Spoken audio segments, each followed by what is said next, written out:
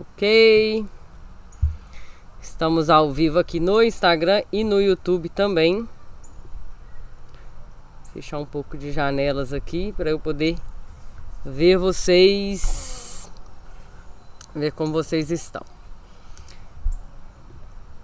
Tudo bem com vocês? Deixa eu abrir a minha planilhazinha aqui da aula que eu preparei hoje cedo. Bem cedinho, já deixei tudo preparado para falarmos de alguns assuntos hoje, dando continuidade, na verdade, àquilo que a gente começou a fazer. Já falamos sobre Jesus, contexto e cultura judaica, e o Evangelho de João. Deixa eu abrir minha aula aqui. Hoje, sexta-feira, aula 3, episódio 3, Jesus é o poço de Jacó. Capítulo 4, estamos no capítulo 4. Capítulo 4 de João. Quero só saber se alguém entrou aqui no YouTube e está me ouvindo bem. Acho que o microfone está ligado aqui. Só garantir que vocês estão me ouvindo bem. A Paz, está me ouvindo bem, Ana? Tá tudo bem aqui? Essas aulas sempre ficam salvas direitinho para que tudo aconteça da maneira excelente que deve acontecer. Então, já falamos, né? Nós preparamos uma série de 9 aulas. Tá perfeito? Obrigada. 9 aulas, Jesus, o Evangelho de João e o Antigo Testamento. Está sendo curador para muitas pessoas, está sendo uma surpresa para algumas pessoas, como o Evangelho de João se conecta tão bem com o Antigo Testamento e Jesus também. Então a gente vai escavar hoje mais um pouquinho. Vamos escavar mais um pouquinho. A aula 2 gerou aí bastante dúvidas, curiosidades. Eu sei que vocês pesquisaram também bastante coisas a respeito da aula 2. E aí a gente vai falar hoje da mulher samaritana. A gente vai escavar um pouquinho, a gente vai olhar para essa mulher de maneira diferente. Tá? Existe uma realidade hoje na igreja, que é dizer que o ministério das mulheres não existe, que o ministério para as mulheres não existe. E geralmente aqui comigo acontece, homens não gostam de aprender com mulheres e por isso não vêm aprender comigo. Eu tive um pastor que mandou um áudiozinho no Instagram dizendo que não é muito a favor da mulher ensinar, mas ouve as minhas aulas. Então é algo curioso. Por quê? Porque é puro preconceito. Algo que as pessoas não conseguem mudar naturalmente. Por quê? Porque foi ensinado assim por muitos e muitos anos. Então aquilo que a gente aprende torna-se uma realidade, mesmo sendo verdade ou não. Então esse preconceito sobre as mulheres na igreja, só estou dando uma introdução que a gente vai falar hoje da mulher ali do poço, da mulher samaritana, tá? Então um preconceito, o que é um preconceito? O preconceito é um conceito que foi estabelecido anteriormente e as pessoas adquirem como verdade sem ao menos questionar. Então nós quebraremos muitos preconceitos aqui hoje. Mais uma vez, a mulher samaritana é um tema que eu já falei. Se você não assistiu, assista por completo no YouTube. A mulher samaritana, é só você digitar lá no meu canal que você vai encontrar. São 3 ou 4 vídeos sobre essa mulher samaritana. A gente vai dar só uma pincelada aqui hoje sobre o que eu já falei sobre ela. E a gente vai falar sobre o poço de Jacó, que é o lugar onde Jesus se encontrou com ela, tá?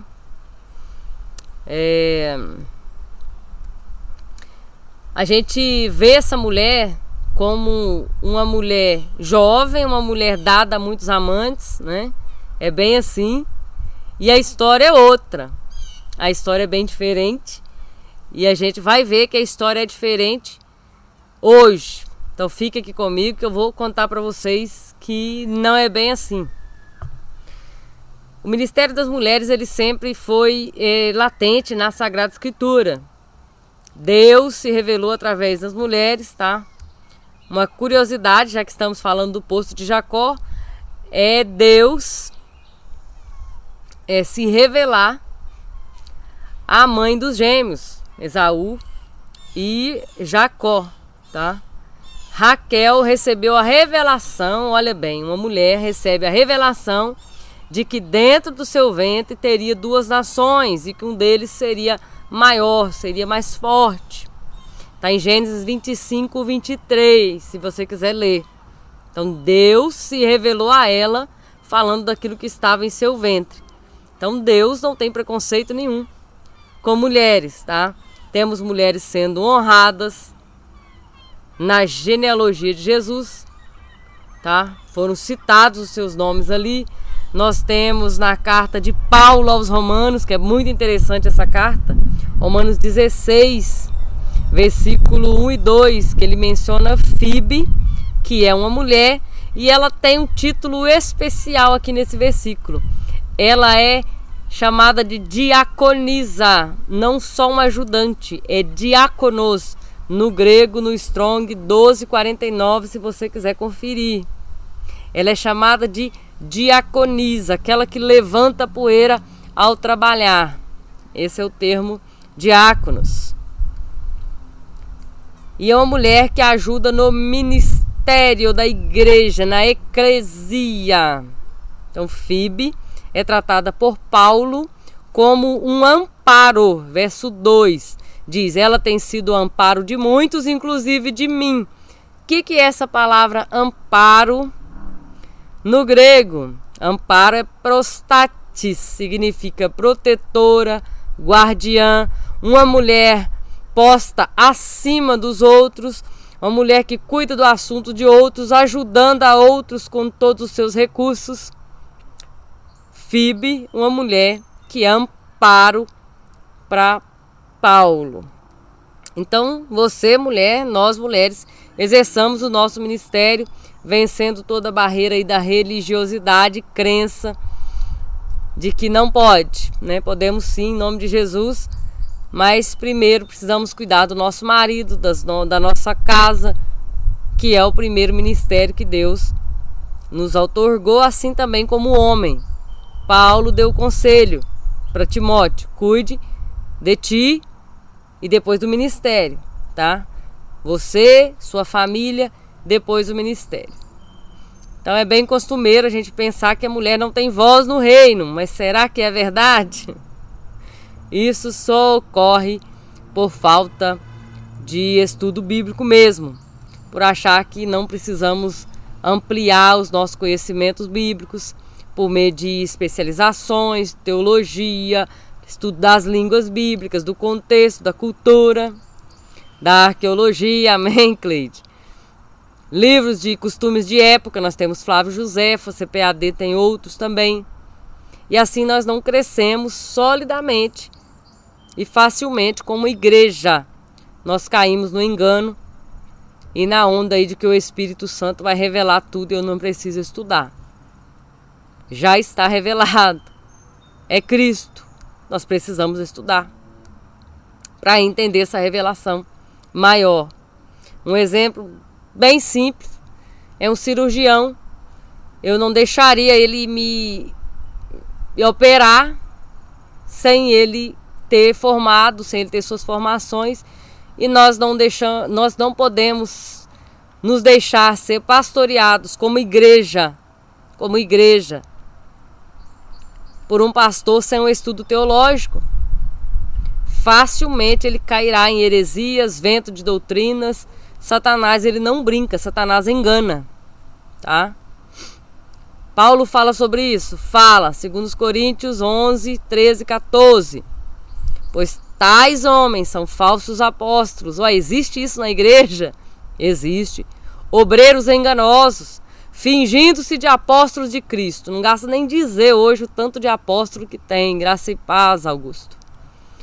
Não é de admirar, pois o próprio Satanás se disfarça de anjo de luz. Eu estou lendo 2ª carta aos Coríntios 11, 13 e 14.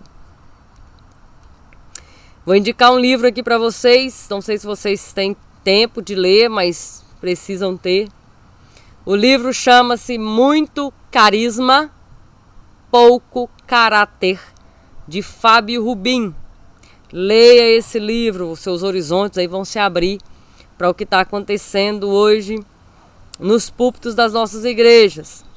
Esse livro vai abrir os nossos olhos para as falácias desses homens maus, falsos, enganosos e fingidos, como Paulo acabou de nos ensinar. E para você que anseia por conhecimento confiável, nós vamos estudar um pouco João capítulo 4, onde existe Jesus, existe uma conversa muito teológica, uma mulher com quem Jesus dispensa essa conversa e uma situação orquestrada por Deus e um poço. João capítulo 4 é basicamente isso. João capítulo 4, Gênesis 33, 18 e 19, tem um poço ali, tem uma terra de Siquém que Jacó compra essa terra. Gênesis 33, 18 e 19. Jacó compra essa terra e ali então com certeza ele fura ali o seu poço para sustentar o seu rebanho, tá? Jacó compra aquela terra, muito provavelmente faz ali o seu poço e não é como um poço que nós imaginamos, tá? Hoje em dia, 33, 18 e 19. Não 33, mas pode ler 33 todo. 33, 18 e 19. Jacó compra aquela terra. Vou mostrar para quem está aqui no YouTube. Depois eu ponho no Instagram. Tem aqui 2 fotos aqui.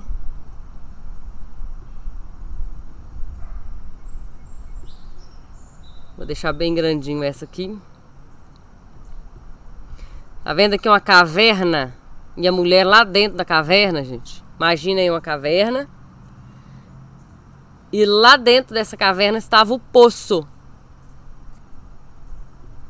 Esse é o poço. Mais uma foto aqui para quem está no YouTube. Um poço dentro de uma caverna. Ah, que tá clarinho ainda. Aqui são 6 e 10 agora. Esse poço, tá? Dentro aí está o poço com a água. Aí verdade já começa aí. A mulher foi no poço, nós estamos em João 4. A mulher foi no poço de Jacó, no lugar que Jacó compra, ali tem o poço dele. E ali, aquela mulher vai meio-dia porque ela está correndo da sociedade, né? Quem é que já ouviu isso? E aí nós quebramos agora algumas inverdades com isso. Será mesmo que ela estava fugindo? Será mesmo que era isso? Deixa eu procurar vocês aqui no YouTube. Parece que travou, voltou. Tá?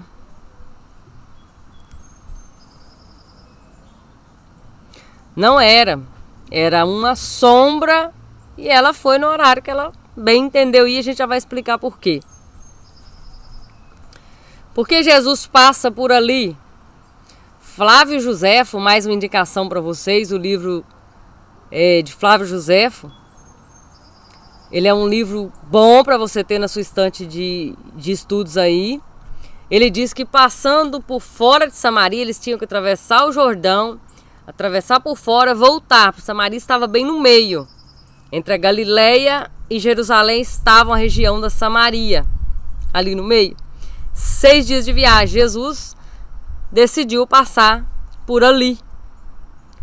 Por que eles não passavam? Jesus passou para encontrar-se com essa mulher. E para quebrar algumas coisas, a gente vai ver também por quê. Por que todos os outros judeus atravessavam por fora? Porque ali haviam salteadores, haviam ladrões. Flávio José fala isso, é muito perigoso passar por ali. Flávio José, o historiador, diz que eles passavam por fora por conta que Aquela estrada era perigosa. Era uma estrada de muito fluxo. Perigosa.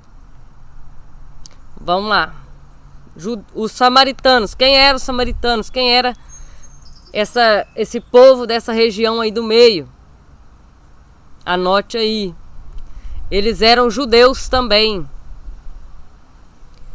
Chamados de Shomrim, ou guardadores da Torá. Torá são os 5 primeiros livros, tá? Gênesis, Êxodo, Número, Deuteronômio, Levítico e Deuteronômio. Eles não usavam os escritos históricos, nem os profetas, mas amavam a Torá. Não usavam a lei oral, que Jesus também condena isso, né? Que os fariseus viviam por essa lei oral. E outro dia a gente entra nesse tema, que é complicadíssimo. Mas lembre-se que eles eram chamados de guardadores da Torá. Guardadores da Torá. O que é essa lei oral? Rapidinho aqui para nós.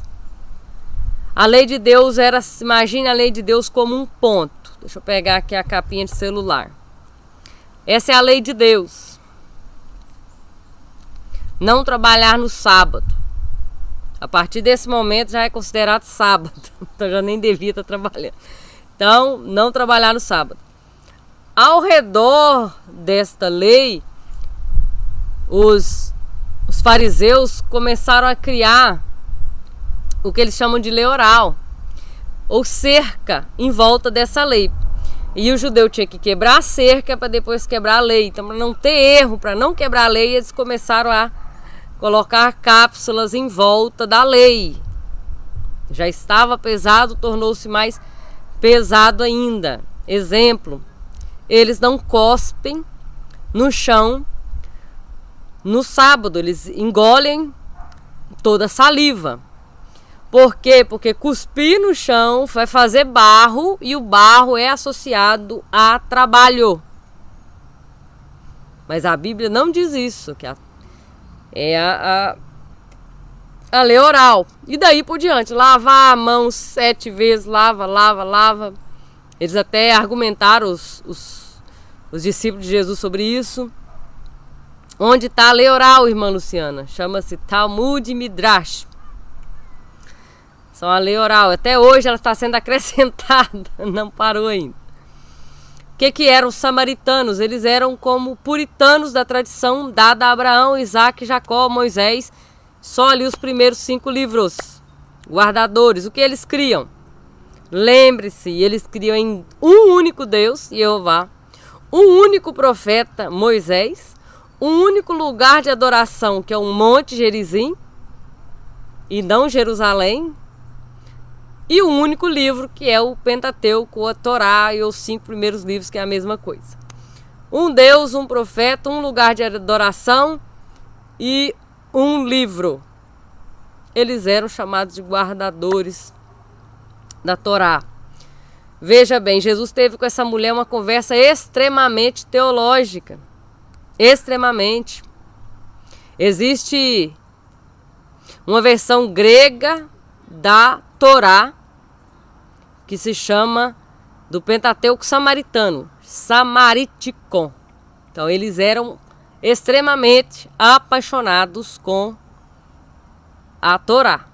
Então Jesus não está falando para a mulher vadia, não está falando para a mulher leiga, porque ela cita Moisés para Jesus, cita um monte da adoração, fala do poço de Jacó para Jesus. Então, quando Jesus ensina ali também sobre o bom samaritano, ele está dizendo para Israel, sabe, o bom samaritano que passa e acolhe, coisa que o levita e o sacerdote não fez. Ele está dizendo que o amor precisa superar a lei, precisa superar as tradições e a religiosidade.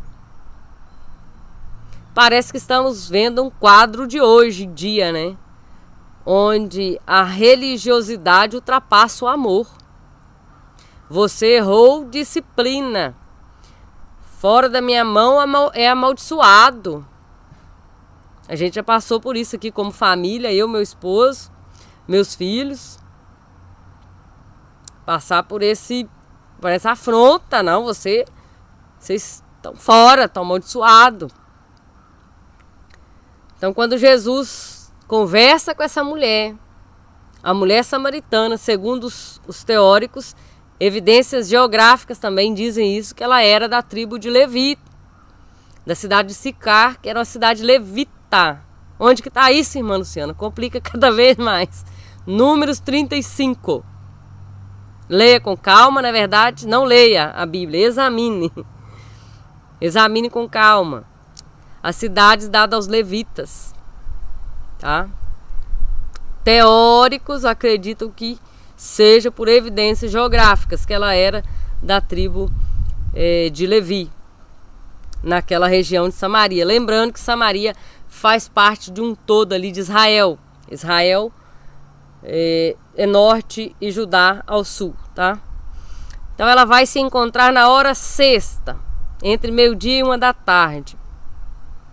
Dentro desse horário, o cordeiro é levado ao templo, amarrado ao altar para ser sacrificado ao entardecer. Então era um horário importante, né? Qual que é o horário que ele ia ser sacrificado? Na hora nona, entre 3 e 4h. Então na hora sexta, ao meio-dia ele é levado, e na hora nona, entre 3 e 4h, ele é sacrificado. Curiosamente, Jesus vai para a cruz às 9h, na terceira hora, e se entrega à morte na hora nona, que é de 3 a 4h. Exatamente, meu Deus, que barulho é esse?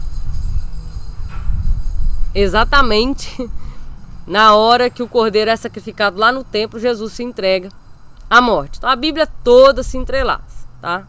Quando fala de horários, prestem bastante atenção nos horários, nas cidades, vocês vão entender muitas coisas ali. Então já vimos pelo grau da conversa teológica que ela teve com Jesus, fala de Moisés, de adoração, do Messias que estava sendo aguardado por ela. Ela é uma mulher de honra e sabedoria, não é uma mulher vadia. Ah, mas e os 5 maridos, irmã? Era aí que a gente vai chegar. A gente vai chegar lá. João 4, 27, 30, lá no finalzinho diz que ela vai à cidade, ela arrasta uma multidão para ver o Messias que ela encontrou. Então ela não é vadia? Não. Ela é uma viúva que vive o seu levirato. Infelizmente, uma falha da lei, um levirato de desprezo. Como assim? A Bíblia diz que as viúvas eram resgatadas por um goel, por um resgatador, por um membro da família. Ruth, se eu falar de Ruth, vocês vão entender melhor. Tamar, mesma coisa, Tamar. Então ela poderia ser resgatada, Deuteronômio 25, 5. E ela diz, eu não tenho marido. Com certeza era estéril, foi rejeitada. Assim os teóricos citam essa mulher, que estava vivendo o desprezo do levirato. O parente mais próximo deveria resgatá-la, e aí o outro pega para cuidar, e o outro pega para cuidar. É como os idosos aí do Brasil, ou aqui também, né? Os filhos desprezam e aí fica na mão dos parentes mais próximos. Com certeza algum parente do marido cuidava dela para cumprir essa lei, mas como alguém cuidando de uma senhora viúva, não como um marido legítimo. Cuidava dela, dava ali o nome para ela, mas não era o seu marido. Tá? E ela poderia ser deixada também, não só viúva, mas poderia ter sido deixada, abandonada. Deuteronômio 24 diz isso. Então ela não era uma jovem vazia, mas uma senhora sofrida, desprezada na vida, mas cheia da graça e sabedoria de Deus, uma verdadeira missionária. Uma verdadeira missionária. Pronto. Esse ponto de vista é um ponto de vista cultural mais próximo da realidade do que dizer com o nosso olhar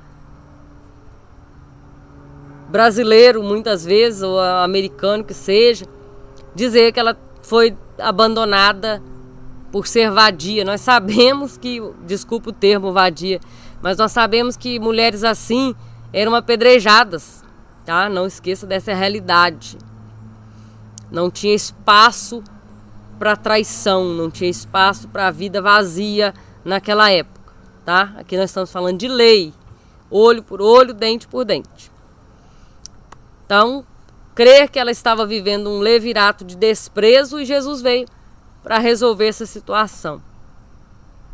E Jesus fala: se você me pedir, eu vou fazer jorrar fonte de água viva aí dentro de você. Vai sair aí dentro de você vida, o que não saiu até agora. Dentro dessa esterilidade, eu vou te dar honra. Jesus, ele é o poço de Jacó que vai jorrar vida eterna no interior. Não estou bebendo aqui desse poço de Jacó, que o pai Jacó veio, e essa água. Ele diz: eu tenho para você muito mais. Eu sou o poço de Jacó. Para o fechamento nosso aqui, então Jesus veio para trazer paz.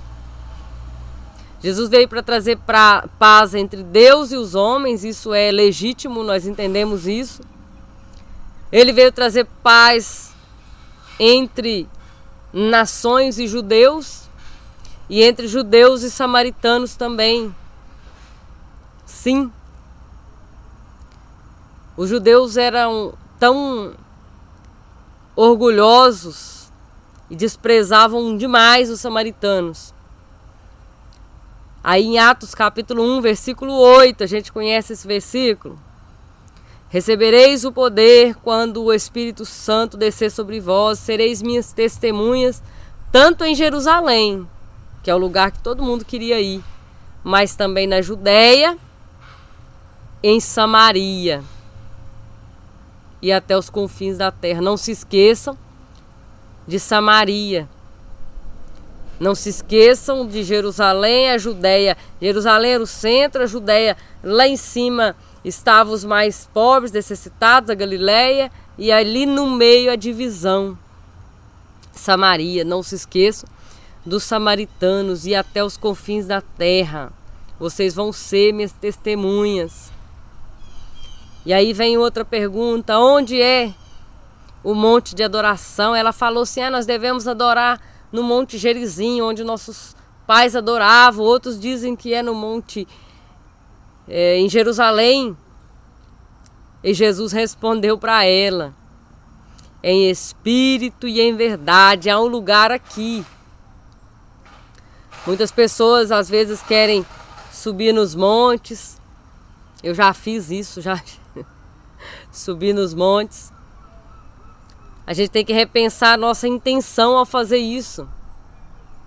Porque às vezes eu digo, eu subo no monte toda sexta-feira, isso traz para os meus lombos uma cargazinha de orgulho, né? Olha, eu subo no monte e tal, e aconteço.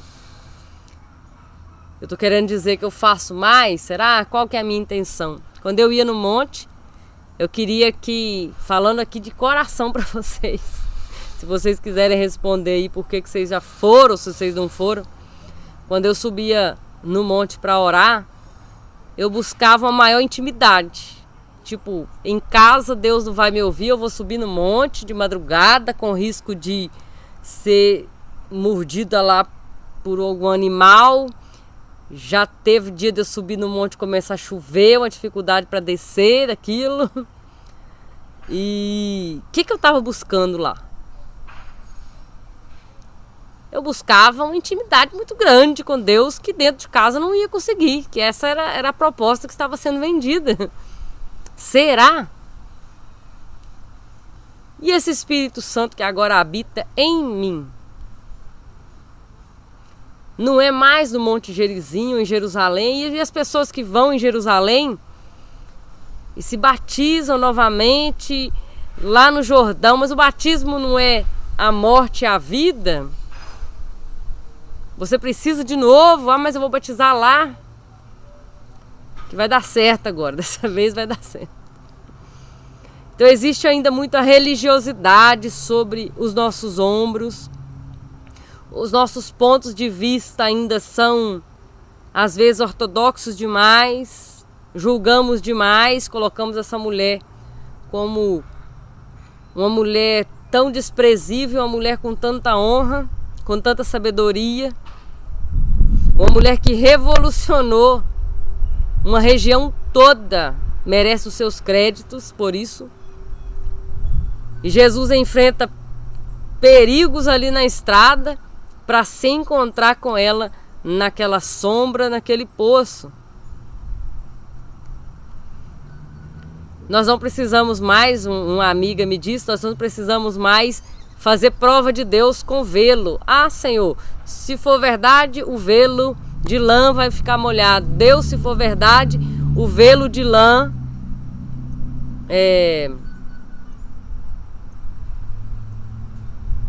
Eu vou ler seu comentário. Não precisamos mais de fazer prova com Deus com velo, que o Espírito Santo está em mim. Ele se move em você. Ó, o Espírito Santo está aqui. O Espírito Santo está em nós. O que eu preciso fazer? Entra no seu quarto, fecha a sua porta. A minha filha de 13 anos, há um tempo atrás, ela perdeu os dentinhos aqui e ela não tinha outro para nascer. Tava perdendo, bambiou. Ela falou assim: mamãe, orvalho, vai buscar conversão, é melhor. Aí o orvalho, né? Aí minha filha fala, mamãe, eu vou ficar sem o dente. Levei no dentista, ele falou assim: olha, tá bambo, vai cair, aí não tem outro para nascer. Ela tinha uma deficiênciazinha. O que eu expliquei para ela? O dente vai cair, na idade correta, 14, 15 anos, pode fazer um implantezinho. Até lá você vai ficar sem o dente. Ela ficou apavorada, adolescente é vaidoso, né? Falei com ela, outra solução é você orar. Não tem outro jeito. Vai pro seu quarto, pede a Deus misericórdia e fala com ele direitinho o que você quer. E eu falei assim e ela foi. Passou uns 4, 5 dias, eu tô olhando essa gengivinha dela aqui, branquinha. Falei assim, meu Deus, minha filha, você não tá vendo que a sua gengiva tá branca? Mamãe, o dente não... Minha filha, o dente era para sair, você tá tentando ficar com esse dente aí, vamos levar no dentista de novo. Vai eu no dentista com ela. Chegando lá, ele analisou assim e falou assim, ué, o dente vai nascer outro. Faz o raio-x. O dente nasceu dentro da raiz do que tava bambo. Em 1 dia, 2 dias. Apareceu o dente lá.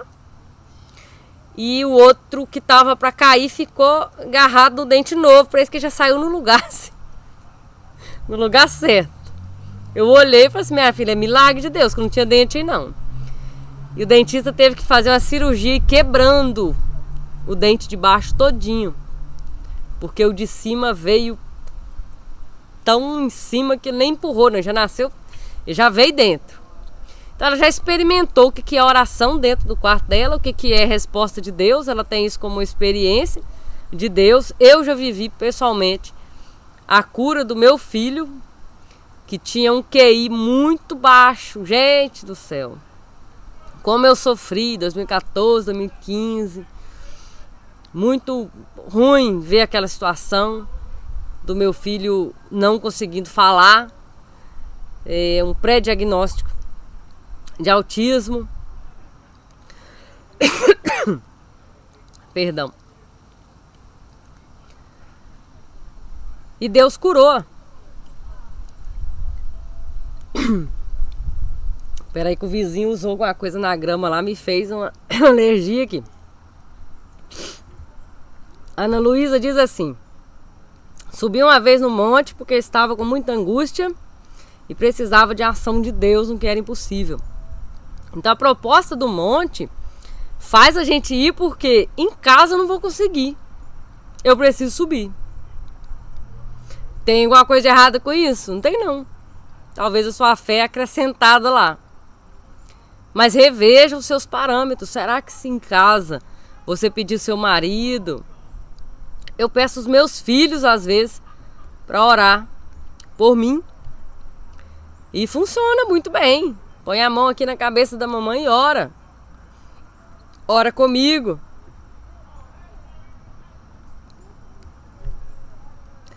Algum comentário, coisas que vocês não entenderam? Pois bem. Então é isso, mulheres. Se posicionem diante das situações hoje que nós estamos. Se posicionem dentro da sua casa. A Bíblia diz que a mulher sábia, ela edifica. Está nas nossas mãos o poder de edificar, de alegrar o ambiente. Uma mulher azeda dentro de casa, azeda toda a casa. Mal-humorada, não fiquem, tá? Procurem ajuda psiquiátrica. Ah, eu fui molestada, eu fui isso, eu fui aquilo. Existe ajuda psicanalística para ajudar você a rever todas essas angústias que tem dentro da sua alma. Procure ajuda médica. Deus deu inteligência aos homens para trazer ajuda para nós, aconselhamento cristão.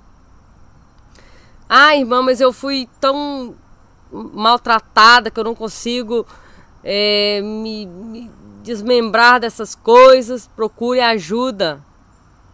Você é homem também. Nós não agimos da maneira que agimos porque só por isso. Existe uma predisposição? Existe.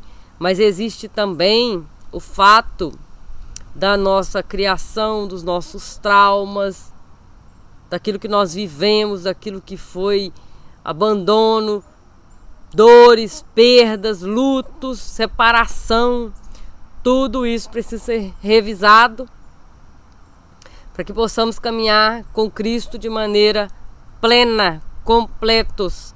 Se eu não estiver completa dentro da minha casa, como esposa, como mãe,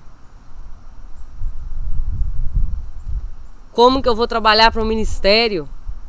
Como ser frutífero no ministério se o meu maior ministério primeiro está dentro da minha casa? Primeiro. Os meus filhos estão nesse quarto aqui, tem uma janela aqui. A bolinha deles brincar aqui. Eles estão vendo o que eu estou fazendo aqui. Eu dou meu tempo para eles. Hoje eu já passeei com eles, quem viu os stories aí. Já passeei com eles. Amanhã a gente vai pro lago. Tá um pouquinho de sol aqui ainda, já esfria, cai gelo aqui. Mas eu entrego o meu tempo para eles. Entregue o que você tem para sua família. Não queira ser próspera só lá no ministério também não. Seja próspero dentro do seu lar. O seu marido, mulheres, tem sentimentos. Será que as palavras que você fala para o seu marido, se fossem faladas para você, você aceitaria bem? Ah, você é um frouxo, você não resolve nada. Será que se ele usasse essas palavras contra você ou para você, você estaria feliz? Homens também têm sentimento. Às vezes o homem fica inibido, não consegue negociar nada, não consegue crescer porque você puxa o tapete dele todo dia. Vamos dar aí vazão para o homem ser homem dentro do nosso lar. Resolver o problema da maneira dele, deixa ele. Ah, mas ele não sabe. Aprende. Deixa ele. Quem cuida das contas aqui na minha casa é meu marido. Eu tive que parar de trabalhar? Ó, meu bem, parar de trabalhar. Quando eu puder eu volto. Já estou começando a voltar aos poucos. Quando puder eu volto. Ele segura todas as contas. Eu não sei, eu nem tenho acesso às contas dele. Eu tenho acesso à minha conta e de vez em quando eu peço um Pix. Meu filho, me ajuda aí com o Pix que eu tô precisando aqui pagar minhas coisinhas. Tá? Deus abençoe a vida de vocês. Segunda-feira a gente volta a se falar por aqui. Jesus é o maná do céu. O que é maná? Qual a palavra hebraica por trás de maná? Qual o sabor e a textura do maná? Por que Jesus diz que é o maná? Qual a diferença do maná com o pão da vida? Tem uma diferença aí? Tem. Então é isso. Deus abençoe a vida de vocês. Tem muita caminhada ainda pela frente. Vou deixar essa aula mais curtinha. Segunda-feira, então, Jesus é o maná. Quarta-feira, Jesus é a luz do mundo, a menorá. E sexta-feira que vem, Jesus é o pastor de Israel. Muito interessante. Na última semana, Jesus é o trigo da oferta. Jesus é a bacia de bronze. Jesus é a videira verdadeira. Muito interessante. Tudo isso dentro do livro de João. Deus abençoe a vida de vocês. Vou encerrar com vocês aqui primeiro. Depois eu encerro ali no Instagram. Tchau pra vocês.